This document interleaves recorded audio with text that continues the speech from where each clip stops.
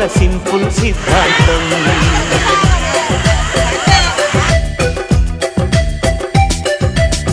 చిరుగాలికి పరిమళమిచ్చే సిరిమల్లెల వనమై ఉందాం. గగనాన్ని నేలను కలిపే హరివిల్లుల బంతెన అవుదాం. ఆనందం అంటే అర్థం మనమందా. ప్రతి పూట పాటై సాగే హుషారు సరిగమలో ఎన్నో ఎన్నో రాగాలుంది సంగీతం కాదా చల్లటి నవ్వుల కేరింత.